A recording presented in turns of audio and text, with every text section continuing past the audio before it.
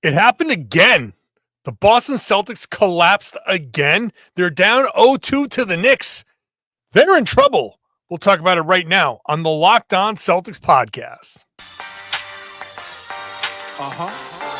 Yup. Being down, be ever ready. Recognize the city of champs. Back to back, if I say it, it's stamped. Locked on number 19, the best one, the next one. Juice loose in your pool now for the next run. It's the C's, who else could it be? What they gon' say now? Screaming like JT, Karalis, recap the madness. Every game, every practice. Best daily pod, no cap like Brad Beckett. Clutch like Drew to KP, tap in daily. Primetime dapping D White on the sideline. Raining Jayson, how it started, raising banners, how we finished. Locked on Celtics pod, home of the winners. Hey there, welcome back to the Locked On Celtics podcast, right here on the Locked On Podcast Network, where it is your team every day, and I got you covered Monday through Friday. Bonus podcasts on the weekend. Celtics play Game 3 Saturday afternoon, so I will be podcasting from Madison Square Garden. I believe they close that building early, but it's an afternoon game, so I should be there. So make sure you're subscribed. Watch the show on YouTube. Get into the comment section. Let me know what you think. I'm John Karalis. I'm covering the Celtics as a beat writer for Boston Sports Journal. I've been covering the team for 20 years. I've written a couple of books. I got my finger on the pulse of this team. So make sure you're subscribed. Watch the show, like I said, and today's show is brought to you on by Game Time. Download the Game Time app, create an account, use the code LOCKEDONNBA for $20 off your first purchase. If you are watching the show on YouTube, you're seeing me in my usual setup at home and not at the arena, because on top of everything, after the game, in the middle of the interviews, and if you're watching the Knicks, they had Brunson and Josh Hart, and in the middle of a Josh Hart answer, the fire alarm started going off. We were in the other room waiting for Jayson Tatum to come out, and never got to talk to Jayson Tatum after this game, because something, I think, caught fire. We all left. We got evacuated, and we were not let back in. Jayson Tatum went home, and so that's the perfect topping on this crap Sunday, where the Celtics lost 91-90. We'll get into individual stuff. Kristaps Porzingis coming up. A rant, sure, that's coming up. And I'll explain why no timeout was called. That actually was the right call. Trust me, that was the right thing to do. I'll explain why in just a second. But first, we got to start with the fact that this happened again. What? How did this happen again to the Celtics? The Celtics were up by 20 again. And it looked very similar, right? They were up 70-50. The Knicks hit a 3. The Celtics answered. It was 73-51. Very similar to game 2, which was a couple minutes earlier in the third quarter, but the Celtics went 72-52. The Knicks hit a 3. The Celtics answered. It was 75-55. And then the Knicks started walking down the lead. They did the same thing here. And then the fourth quarter happened, and it was an unmitigated disaster. A disaster. The Celtics went 8 minutes and 21 seconds. 8 minutes and 21 seconds without making a basket. Peyton Pritchard hit a 3 with 8:40 to go. Then the next basket the Celtics made was Jayson Tatum, a dunk with 19 seconds to go. How is that possible that the Celtics, this offense, this high-powered offense, I sat here and was like, oh, yeah, the Celtics are going to feel all this unencumbered against this Knicks defense, which is okay, but not great. And, yeah, the Celtics going to have some fun here. The Celtics going to be more like themselves. And you cannot score. The Boston Celtics cannot score a bucket in more than 8 minutes in the fourth quarter against the New York Knicks. What is your problem? So the Celtics offense again disappeared, just like game 1. The Celtics scored 23 points in the third quarter and 16 in the fourth. In game 2, it was 23 points in the third quarter and 17 in the fourth. 2 straight games of fourth quarter 16 and 17 points. That is unacceptable. It's unacceptable. And this is where I start to get this time I'm worked up because I laughed off that first game because I thought, okay, outlier shooting, bad, just a bad shooting night. A couple of makes here and there, and this is a different story. And honestly, it's the same, literally the same thing. I could have recued the last podcast and maybe had AI change my voice to just update the details, and that would have been fine. I don't know if anybody would have known the difference because it's the same story. Although the Celtics weren't just putting up threes, they were attacking. The Celtics didn't attack. The attacking didn't go particularly great either. It's not like the Celtics were getting to the rim with super effectiveness and were scoring and then they abandoned it. That they were not great in the paint. In fact, let's see here. The Celtics were I'm going to open up this thing real quick. And maybe I can share the shot chart. Well, it doesn't matter. They were 16 of 21 in the paint, but they missed a bunch of them early. I'm sorry, at the restricted area. They were 5 of 21 outside the restricted area, but they missed a bunch of layups early on. They had some success later, but they missed a bunch early on. And ultimately, in the paint, overall paint numbers, 21 of 42. 50% in the paint, which should be much higher than that. But the Celtics weren't effective in any offensive manner. They just weren't. I just cannot understand the lack of poise. And which team out there is the team that won the championship, and which is the one that's learning how to play with each other in the playoffs for the first time? Which one is it? Because I'm looking at the Celtics and saying, boy, if this was last year, I would have understood it. 2 years ago, I would have understood it. Post-championship, I don't understand this performance. Let me quickly explain the timeout before I get into my rant. So the Celtics were down 1, and Jalen Brunson gets the foul on Drew Holiday. Holiday knew it. He was pissed at himself. Celtics down 1, right? 13 seconds to go with 1 timeout. And people are saying, you call the timeout and set up a play. It's the NBA. First of all, it's the NBA. You know your plays. You know what to run. Everybody should be pretty well versed, right? You've had a stoppage with the free throws. Any subs you needed to make could have been made. The Celtics didn't make any. The Knicks made theirs. So you knew what your matchups were going to be. You can call them out. There was no reason to stop and draw things up on a board. You knew you have a bunch of plays that you can set. You have a whole playbook.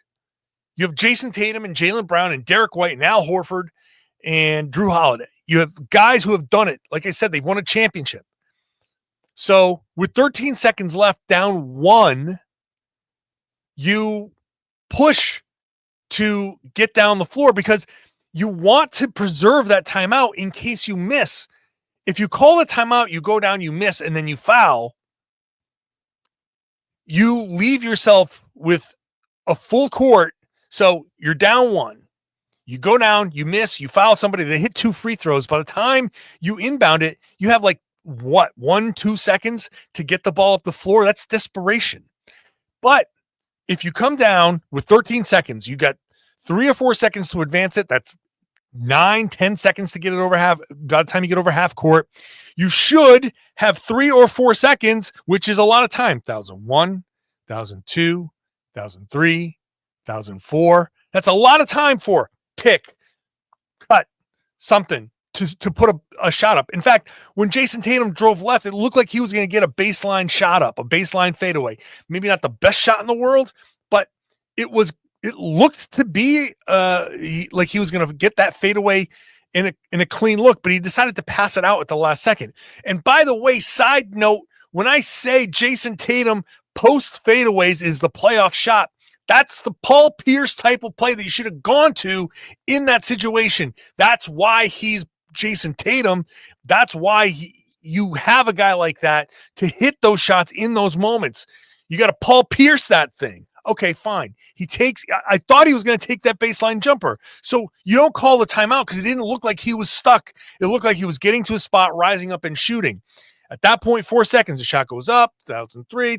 It was either going to miss. Maybe you get the offensive rebound put back. But if they get the rebound, you get a chance to foul. Even if it's with 1.5 seconds left, at least with the foul, you come down, they hit 1 or 2, then you call the timeout. That's when you call the timeout.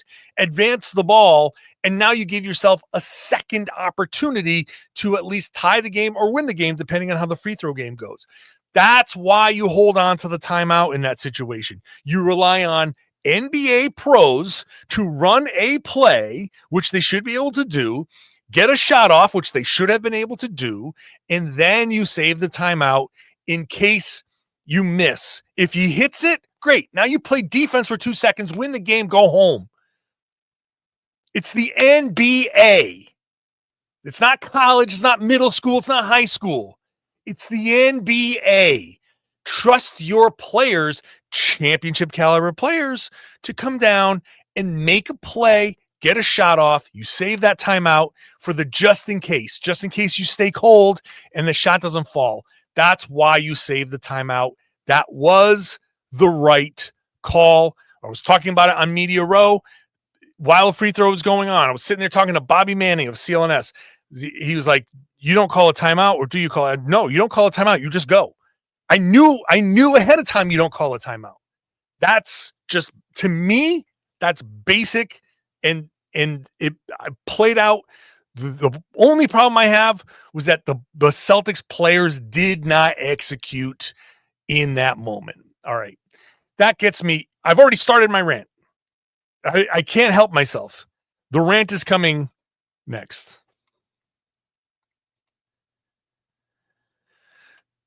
Today's show is brought to you by Upwork.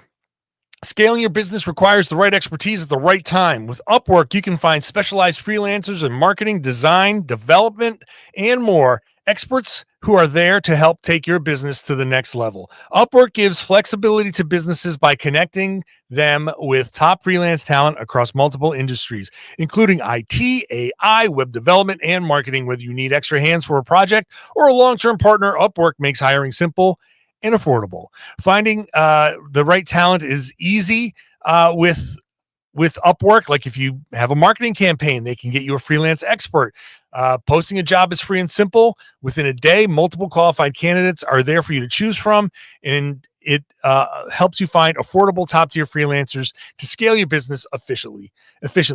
Visit Upwork.com right now. Post your job for free. That's Upwork, UPWORK.com, Upwork.com, to connect with top talent and grow your business today.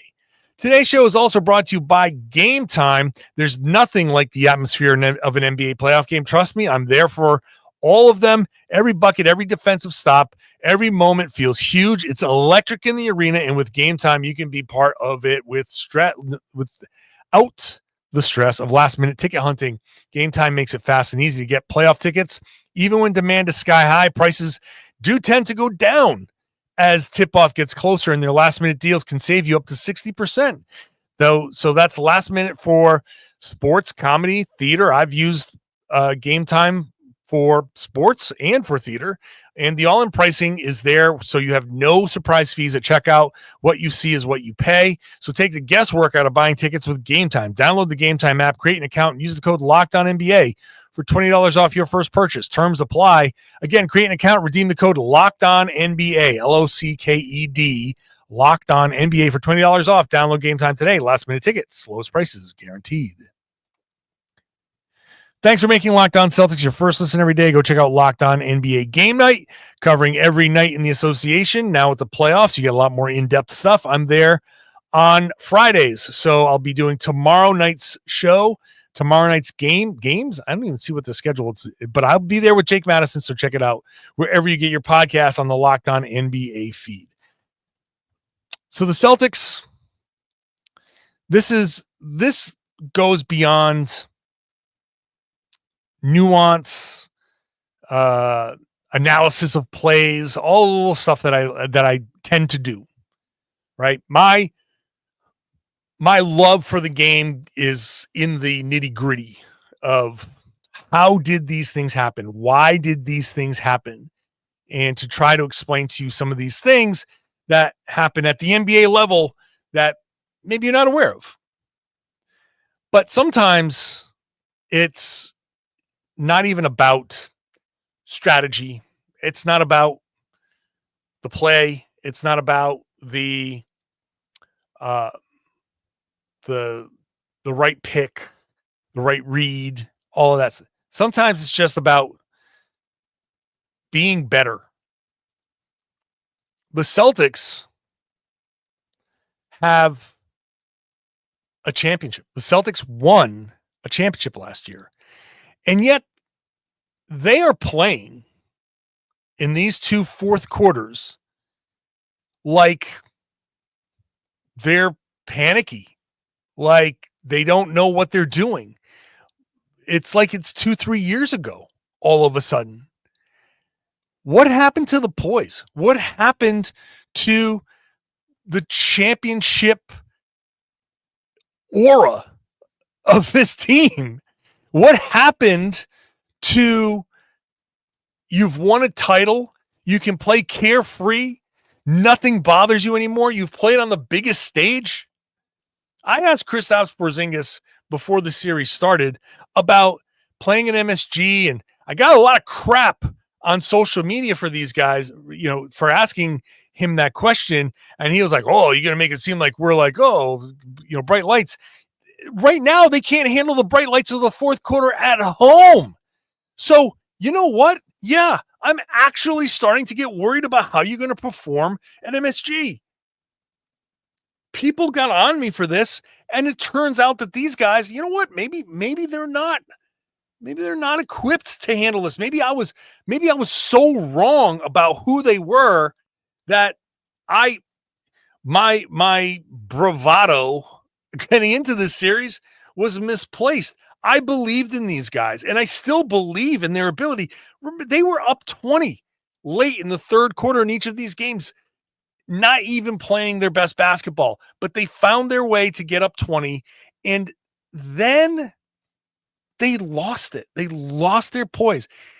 Where's the Jayson Tatum buckets in the fourth quarter? Where's Jaylen Brown in the fourth quarter? At what point do you guys step up, make a play, make a shot?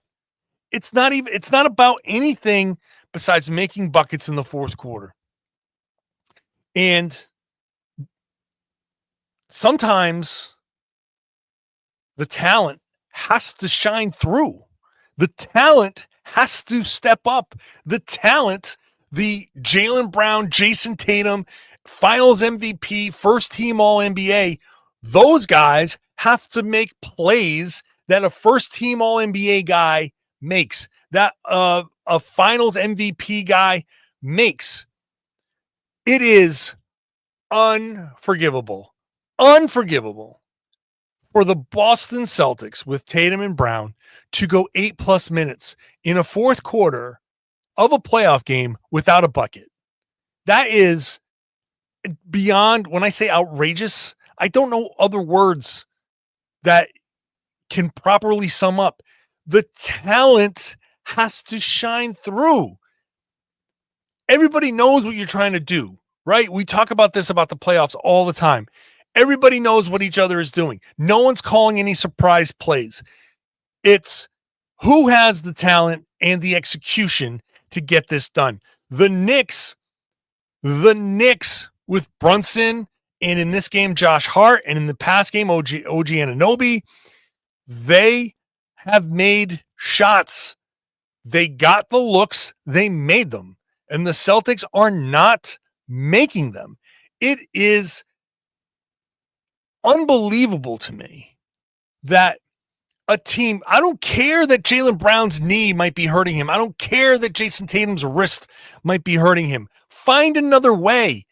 Draw a foul. Throw yourself into somebody's body. Get yourself to the line. Trae Young this thing. Do something. Do something to get a bucket. I don't care what it is. Score and get stops. Hey, how about rebounding? How about holding them off? How about showing some poise, finding a guy, getting your body on him, not losing these rebounders, and getting the stops and getting out, maybe getting a couple of buckets in transition. You're the Boston freaking Celtics. You are the Boston Celtics, the champs. What is wrong with you? To go up 20 and then just give it all away and completely just can't even use the language that I want to hammer this point home. Who are you guys? Who are you guys? This is embarrassing. This is embarrassing. Like, Jaylen Brown and Jayson Tatum should be embarrassed that they could not score in the fourth quarter. Like, Jayson Tatum scored with 19 seconds to go. He made a basket in the fourth quarter. Jaylen Brown did not score in the fourth quarter. The only person to make more than one basket was Peyton Pritchard. He made 2. Should have just left him in. Tatum scored 4 points in the fourth quarter. Jaylen Brown scored 0 and was a minus 15. I don't care about the knee. The knee can't, I don't care how bad the knee is. You're out there. He tried to dunk on Jalen Brunson. He tried to end Jalen Brunson. So the knee's got to be good enough for you to try that dunk. So the knee should be good enough for you to make a shot. One shot. One of the 4. Make one. Jayson, make another one. Two baskets. Derek White, 0 for 3. Drew Holiday, nothing. 12 minutes, 0 shots. 0 shots.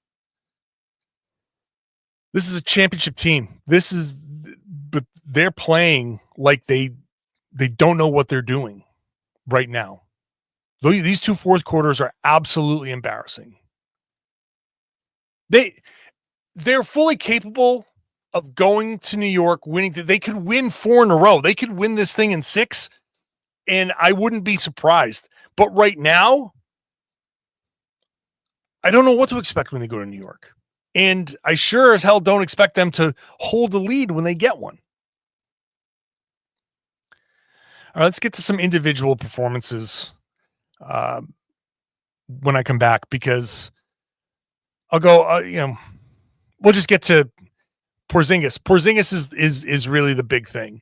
And then look ahead to game 3. That's next. Today's show is brought to you by Open Phone. If you're running a business, you know that every missed call is money left on the table. Think about the last time you had an urgent need, maybe for a plumber or a service provider. If that first person didn't answer, did you wait? No. You moved on to the next person. That's why you need Open Phone. It's the #1 business phone system built to streamline and scale your customer communications, all from an app on your phone or computer. Open Phone lets you manage your business calls and texts from a single app. The shared inbox feature is a game changer because your team can jump into any conversation instantly without missing a beat. And their AI agent handles after-hours calls, answers common questions, and captures leads, so you never miss a customer. Open Phone is offering you 20% off for your first 6 months at openphone.com/LockedOnNBA. That's Open Phone, openphone.com/LockedOnNBA. If you have existing numbers with another service, Open Phone will port them over at no extra charge. Open Phone, no missed calls, no missed customers. Thanks for making Locked On Celtics your first listen every day. Go check out Locked On Knicks. Maybe you don't want to hear the celebration, but I want to. It's good. It'll be good to hear what their take is, because after the last game, they were still not sold on the Knicks winning. But now you're up 2-0. All you got to do is win 2 more games, 2 out of the next 6. You go 2-3, and you're moving on to the conference finals. So it's a hell of a position to be in. Kristaps Porzingis was back. He did not start. He's dealing with an illness. It is related to the past illness. He said it's kind of like an up and down thing. He's not feeling his best. It's killing him that he's not at his best right now. And he's just not, his energy is not there. I don't know what the illness is. I don't know what it is that could linger this long. I could take guesses, but I don't know. It's just a guess. They said it's something viral. I don't know. They've been saying it's non-COVID, but I don't know. I have no idea. But all I know is that he's not feeling his best. He's not playing his best. He had one stretch in the fourth quarter where he got a dunk off of Jayson Tatum air ball. I joked that, Joe Mazzulla stole the Denver Nuggets play where Jokic had the air ball and Aaron Gordon dunked it to the buzzer beater to beat the Clippers. It was very reminiscent of that play. It looked very similar. Then he hit a 3 at the other end, and it was almost like, okay, Porzingis is alive. Let's keep going to him, and then he had to come out. So, the Celtics they lost Hauser. He was a key component to everything over the regular season. You get nothing from Porzingis. Tatum and Brown are playing like crap offensively for the most part. And that leaves not much. Like Derek White's gone cold. Drew Holiday's had his good moments, but did nothing in the fourth quarter. Al Horford struggled in the fourth quarter. I think Al took some tough shots in the paint. And I think he was trying to do a little too much because he saw where this was going. He saw that the team wasn't scoring. So he kind of went old school with the post up and was like, all right, I'm just going to try to score. And he put up some kind of tough hook shots. Look, I want to make sure that I'm giving the Knicks the proper credit here. They don't die. They come back. They have no problems playing from behind. And in the fourth quarter, no fear of the fourth quarter. They shot 12 of 24 in the fourth quarter. The Celtics were 5 of 24. So the Knicks found ways to make shots. They kept finding ways to make shots. They only went to the line 4 times, 3 of 4. They only made 3 3-pointers. Celtics were 2 of 11. Knicks were 3 of 10. So almost even there. It's just the Knicks found ways to make buckets. Mikal Bridges, Jalen Brunson.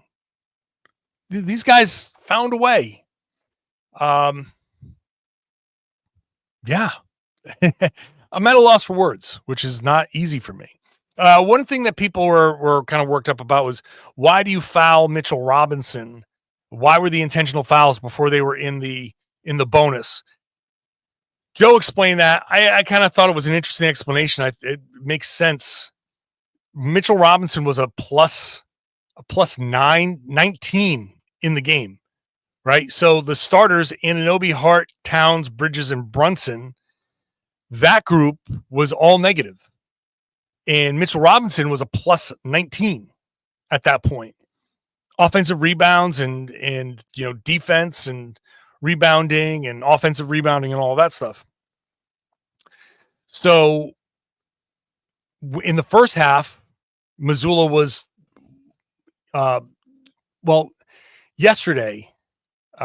game 1, they went to that and Robinson got subbed out.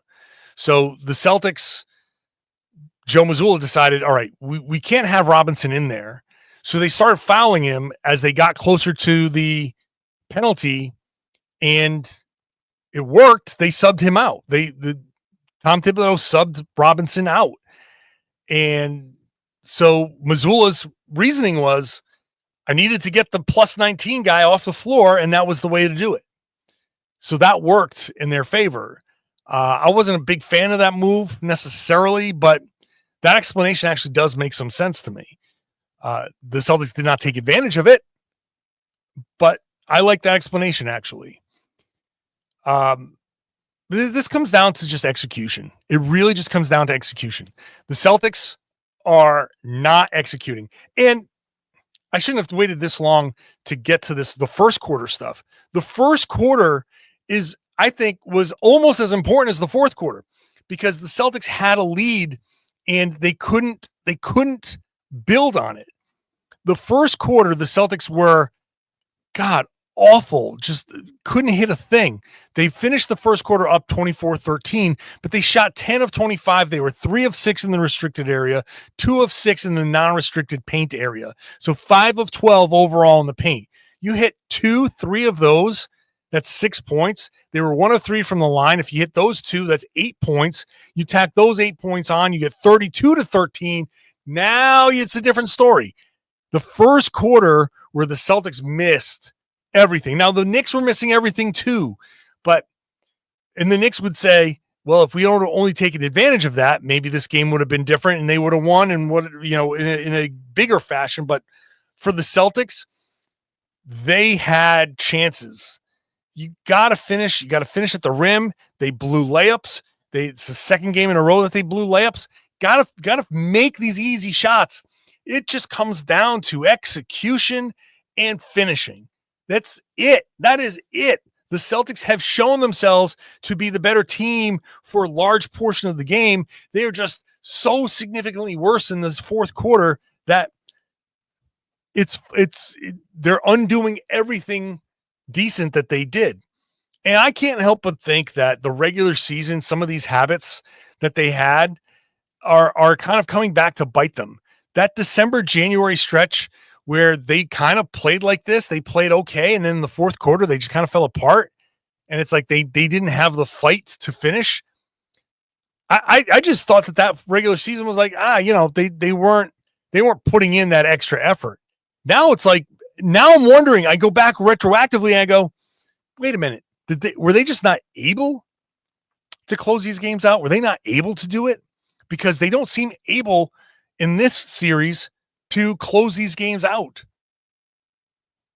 Gotta execute. Gotta come down, make a bucket. It's 1 of 17 over the last 840 is unacceptable. Unacceptable. Celtics go to New York now for game 3 on Saturday afternoon. It's a must win. Obviously, it's a must win. You can't go down 3-0. This is, I've said, the Knicks' best chance of winning is turning this into the 2023 Miami series, and we're kind of getting there. The Celtics can't hit a thing. Just complete outlier bad shooting. They are now 25 of 100 from 3. A lot of them are open looks. A lot of them are good looks. You just have to make them. And the Knicks are getting good shooting performances. Josh Hart had one good shooting performance in this game too. Anunoby had a great shooting performance in game 1. They're finding other guys. They're finding other guys to make shots. Just enough to win. Got to go in on Saturday. You got to win. You got to find a way. You can't go down 3-0. You can't pull that again. And it's funny, Joe Mazzulla had been saying, like, he's talking about champions not getting out of the second round for, I don't know, a decade or so, 2 decades, whatever it was. And here they are, looking like they're not going to get out of the second round, out of nowhere. So, congrats, Knicks fans. You're going to be enjoying this comment section. I know there won't be a lot of Celtics fans. There's not a lot to fight about. I think a lot of Celtics fans are going to come into the comment section and be like, yeah, we agree. We suck right now. So maybe whatever. You're down 0-2. The Celtics are a great road team, the best road team, historically good road team. So go to Madison Square Garden, win 2, and then make it a 3-game series, and then just take care of business, right? But starts on Saturday. The formula is very simple. Execute and finish. Finish when you get easy looks. Finish when you get open looks. You're NBA champions. Finish when you get open looks. That's going to do it. Thank you for listening. Thank you for being an everydayer, joining me Monday through Friday. I'll be there at MSG this weekend. I'll be there on Saturday. So make sure you're subscribed, watch the show on YouTube, and I would love it if you shared the podcast and told everybody they should be listening to and watching the Locked On Celtics podcast here on the Locked On Podcast Network. It's your team every day.